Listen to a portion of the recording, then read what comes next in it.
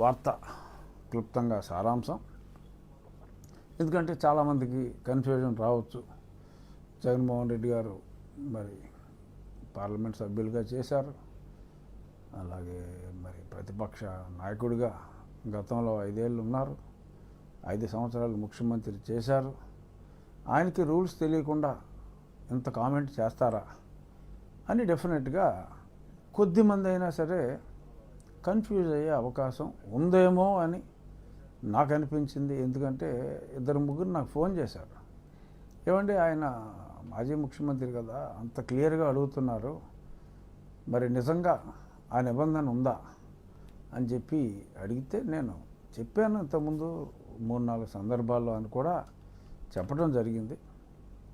ఇప్పుడు మళ్ళీ చెప్పవలసిన అవసరం ఉందేమో అని నాకు అనిపించి ఆ క్లారిఫికేషన్ ఇవ్వటానికి 190 (4) భారత రాజ్యాంగం.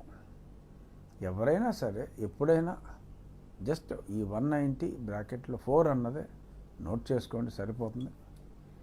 చాలా స్పష్టంగా అందులో ఉంది, ఎవరైనా లీవ్ ఆఫ్ ఆబ్సెన్స్ అడగకుండా కంటిన్యూస్గా సమావేశాలు 60 రోజుల పాటు రాకపోతే వారు శాసన సభ్యత్వం ఆర్ పార్లమెంటు సభ్యత్వానికి అనర్హులవుతారు అని స్పష్టంగా ఉంది. అది అసెంబ్లీకి under 187 (2) rules of procedure and conduct of business in the AP అసెంబ్లీలో ఆ రాజ్యాంగంలోని ఆ 190 అధికరణాన్ని తీసుకొని అసెంబ్లీ రూల్స్లో కూడా చాలా స్పష్టంగా పేర్కొనడం జరిగింది. ఇది కూడా అసెంబ్లీ ఆ రూల్స్ కూడా నెట్లో ఉంటాయి. స్పష్టంగా వైఎస్ఆర్ కాంగ్రెస్ పార్టీ అధ్యక్షుల వారి సలహాదారులు, ప్రస్తుత శాసనసభ్యులు అందరూ కూడా ఆ రాజ్యాంగంలోని 190 rules of procedure and conduct of business of AP assembly under 187 ఈ రెండు చూసుకుంటే మరి ఎవరిని తప్పుదోవ పట్టిస్తున్నారు, ఎవరు స్పష్టంగా ప్రజలకి వివరణ ఇస్తున్నారు అనేది అర్థమవుతుంది. ఎందుకంటే ఇది చెప్పటం నా బాధ్యత. ఇకపోతే మరి ప్రతిపక్షానికి ఎంత సమయం ఇస్తారో మరి కొంతమంది ఎమ్మెల్యేలని వెళ్ళి తేల్చుకోమన్నారు. ప్రతిపక్షానికి ఎంత సమయం ఇవ్వాలి అనేది అది ఓన్లీ కొన్ని పర్టిక్యులర్, ఇప్పుడు బడ్జెట్ ఉంది, లేదు గవర్నర్ గారి తీర్మానానికి ధన్యవాదాలు తెలిపేది ఉంది, అలా కొన్ని బిల్స్కి ఆ బిల్లు మీద మాట్లాడేటప్పుడు బిజినెస్ అడ్వైజరీ కమిటీలో ఆ బిల్స్ వచ్చినప్పుడు ఏ పార్టీకి ఎంత సమయం ఇవ్వాలి అంటే ఆ పార్టీల స్ట్రెంగ్త్ని బట్టి ఆ సమయం ఉంటుంది. అది ఓన్లీ సూచన, స్ట్రిక్ట్గా దాన్ని ఫాలో అవ్వాల్సిన అవసరం లేదు. ఎందుకంటే ఇండిపెండెంట్ మెంబర్స్ కూడా అవకాశం ఇస్తారు, ఒక్కళ్ళే ఉన్నా కూడా వాళ్ళకు కూడా అవకాశం ఇస్తారు, కొంచెం తక్కువ సమయం ఇస్తారు. ఓవరాల్గా ఫర్ ఎగ్జాంపుల్ ఇప్పుడు ఎంతోమంది తెలుగుదేశం పార్టీకి సంబంధించిన సభ్యులు ఉన్నారు, వాళ్ళకి 5 నిమిషాలే సమయం ఇస్తాం, 10 నిమిషాలే సమయం ఇస్తాం అంటూ సమంజసం కాదు. కొద్దిమంది మాట్లాడే అవకాశం ఉంటుంది. ఎందుకంటే ఆ పార్టీకి 10 నిమిషాలే ఇస్తాం అని అన్నారనుకోండి, మరి 130 మంది పైబడి ఉన్న ఆ పార్టీలో మరి అంతమంది సభ్యులు ఉన్నప్పుడు వాళ్ళకి నేను ఆ 10 నిమిషాలే ఇస్తాను అంటాం సమంజసం కాదు. సో కాబట్టి మనకి లోక్సభ ఆర్ ఎనీ అసెంబ్లీ విధి విధానాల్లో ఆ కేటాయించే సమయం బిజినెస్ అడ్వైజరీ కమిటీలో కూర్చున్నప్పుడు డిసైడ్ అవుతుంది. వీళ్ళు యువజన శ్రామిక రైతు కాంగ్రెస్ పార్టీ వారు బీఏసీకి కూడా రావటం లేదు. వచ్చినప్పుడు ఈ పర్టికులర్ టాపిక్ మీద మాకు కాస్త ఎక్కువ సమయం ఇవ్వండి అని వారు అడిగితే శాసనసభాపతి గారు కన్సిడర్ చేయొచ్చు. ఆ డిస్క్రిప్షన్ చాలా వరకు ఉంటుంది. బట్ అసెంబ్లీలో శాసనసభ్యులు మాట్లాడేది ఒక బిల్లుల మీదే కాదు. 0 అవర్ ఉంటుంది. మెయిన్గా ముఖ్యంగా ప్రశ్నోత్తరాల సమయం క్వశ్చన్ అవర్ ఉంటుంది. ప్రతిరోజు క్వశ్చన్ అవర్లో 2 ప్రశ్నలు వైఎస్ఆర్ కాంగ్రెస్ పార్టీ వారికి వస్తున్నాయి. కాకపోతే వారెవరో సభలో ఉండలేదు. ప్రతి ప్రశ్నకి కనీసం 10 నిమిషాల పాటు మినిమం చర్చ జరుగుతుంది. కొన్ని ప్రశ్నలకి ఒక్కొక్కసారి 20 నిమిషాలు కూడా చర్చ జరుగుతుంది. మరి వారి 2 ప్రశ్నలకి వారు ఉంటే మరి చాలా సమయం వారికి ఆటోమేటిక్గా కేటాయించడం జరిగి ఉండేది. అలాగే 0 అవర్లో రెస్ట్రిక్షన్స్ ఏమీ లేవు. కాలింగ్ అటెన్షన్ అని ఒక ఆయుధం ఉంది. మరి ఏదన్నా ఎమర్జెన్సీగా matter of urgent public importance ఉన్నప్పుడు ఆ మధ్యన ఎక్కడికో వెళ్ళారు, ఏదో ఆందోళన చేశారు, సపోజ్ ఆ సమయంలో అసెంబ్లీ ఉందనుకోండి, ఓకే పలానా ఇష్యూ మీద కాలింగ్ అటెన్షన్ నోటీస్ ఇచ్చారు అంటే ఆ సంబంధిత మంత్రి గారు ఇప్పుడు నోటీస్ ఇచ్చిన ఆయనకి అవకాశం ఇస్తారు. ఆ సంబంధిత మంత్రి గారు సమాధానం చెప్తారు. షార్ట్ డిస్కషన్ ఒక అరగంట సేపు దాని మీద కూడా చర్చ జరుగుతుంది. అలాగే అడ్జర్న్మెంట్ మోషన్ అని ఉంటుంది.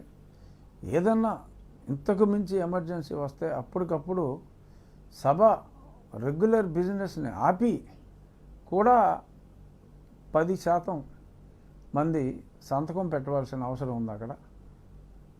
అంటే మన సభ్యుల సంఖ్య 175 ఉంటే సుమారు ఒక 18 మంది సంతకం పెడితే ఆ మ్యాటర్ ఇంపార్టెన్స్ని బట్టి అది కూడా అలౌ చేస్తారు, అడ్జర్న్మెంట్ మోషన్.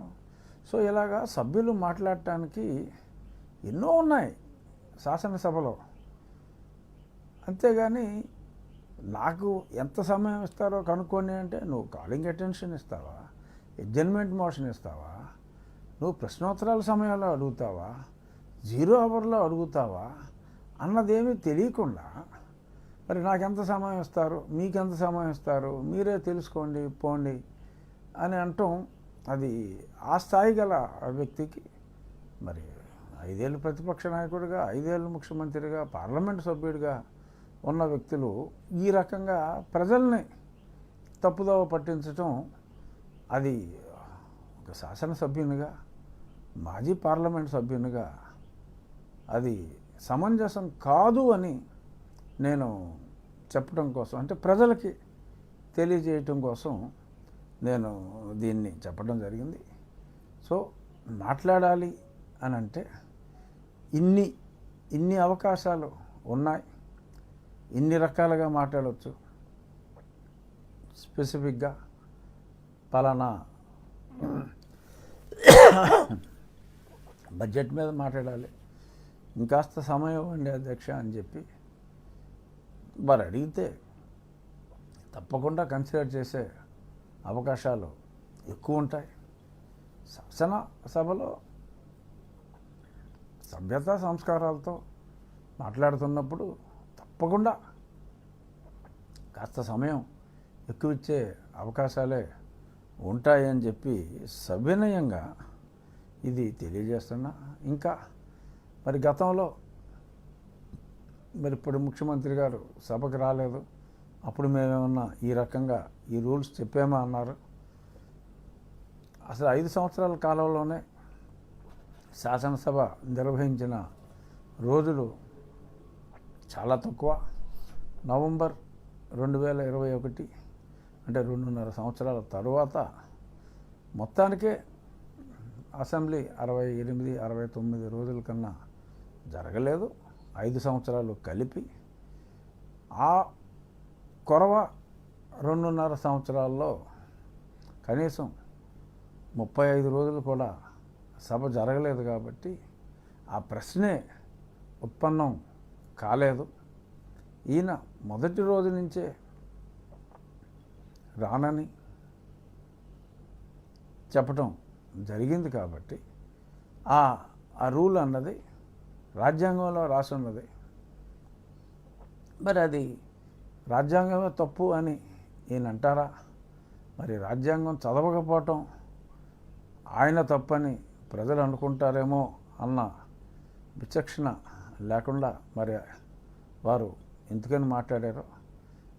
ఎందుకంటే ఈ ఇష్యూ నేను గతంలో 1-2 సార్లు మాట్లాడున్నాను కాబట్టి ఈరోజు అంటే ఈ పేపర్లో వచ్చిన వార్త నిజమని నేను భావించి నేను ఈ క్లారిఫికేషన్ ఇవ్వటం కోసం ఈ చిన్న సమావేశం పెట్టడం జరిగింది.